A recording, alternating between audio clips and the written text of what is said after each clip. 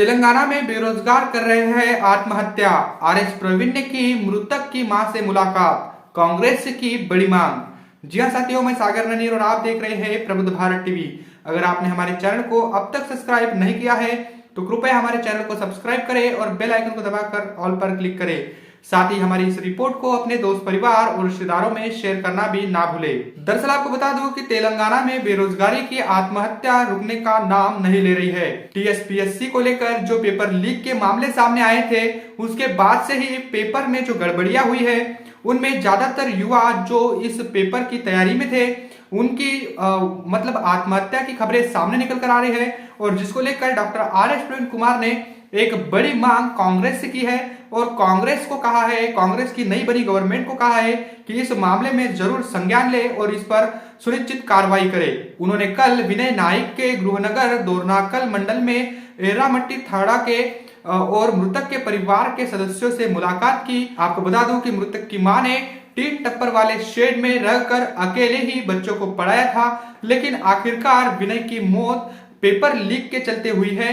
और साथ ही आपको बता दूं कि ये बड़े मामले तेलंगाना से निकल कर आ रहे हैं और इसके साथ ही डॉक्टर आरएस प्रवीण कुमार ने वहां पर मुलाकात करने के बाद कांग्रेस की सरकार से यह बड़ी मांग की है कि इस पर तुरंत संज्ञान ले और टीएसपीएससी को पेपर को शुद्ध करने की बात उन्होंने कही। इसमें घोटाले ना हो, इसको लेकर भी उन्होंने कांग्रेस की गवर्नमेंट को एक बड़ी मांग की है कि इसमें पारदर्शिता हो और सही तरीके से ये पेपर हो।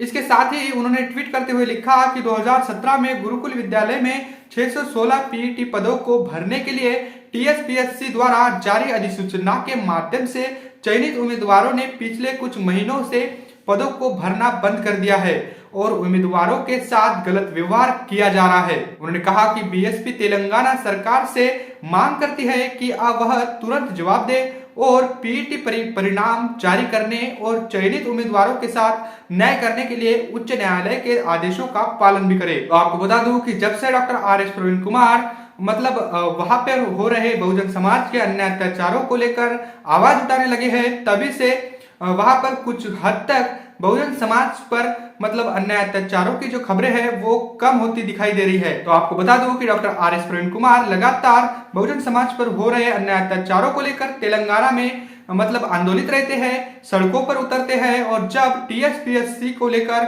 उन्होंने एक बार बड़ा आंदोलन भी किया था और पेपर लीक को लेकर उन्होंने सड़कों पर उतरकर वहां के जो छात्र है उनके लिए वो सड़कों पर उतरे थे। तो डॉक्टर आरएस प्रवीण कुमार लगातार वहां पर बीएसपी की ताकत को बढ़ा रहे हैं और साथ ही वहां पर छात्रों की समस्याओं को लेकर हो, किसानों की समस्याओं को लेकर हो, छोटे मोटे जो व्यापार करने वाले लोग हैं उनकी समस्याओं को, उनकी तकलीफों को लेकर हो, तो हर एक मामले पर वो सरकार का ध्यान उस समस्या की ओर केंद्रित कर रहे हैं और वहां पर बहुजन समाज को न्याय दिलाने की पूरी भरकस कोशिशें कर रहे हैं। तो ये बड़ी खबर है। वहां पर डॉक्टर आरएस प्रवीण कुमार लगातार वहां के हो रहे बहुजन समाज पर हो रहे अन्य अत्याचारों को लेकर वो मैदान में दिखते हैं और वहां की सरकार को घेरते हुए दिख रहे हैं।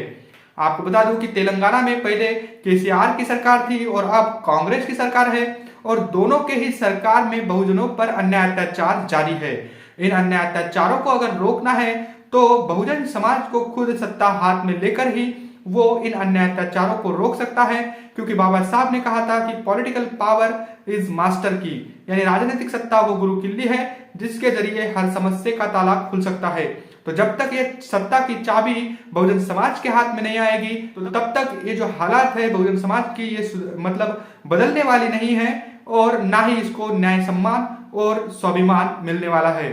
तो डॉक्टर आरएस प्रवीण कुमार लगातार वहां पर हो रहे अन्य अत्याचारों को लेकर समाज को सजग कर रहे हैं, उनमें चेतना पैदा कर रहे हैं और आने वाले 2024 के लोकसभा चुनाव को लेकर भी तैयारियां कर रहे हैं। तो बहुजन समाज पर हो रहे अन्य अत्याचारों को लेकर आप क्या सोचते हो? इस पर क्या इलाज किया जा सकता है? इसकी सही दवा क्या है? इसको लेकर आप क्या सोचते हो? कमेंट करके हमें जरूर बताइएगा। बने रहे प्रबुद्ध भारत टीवी के साथ। मिलते हैं अगली रिपोर्ट में, तब तक के लिए जय भीम, जय भारत।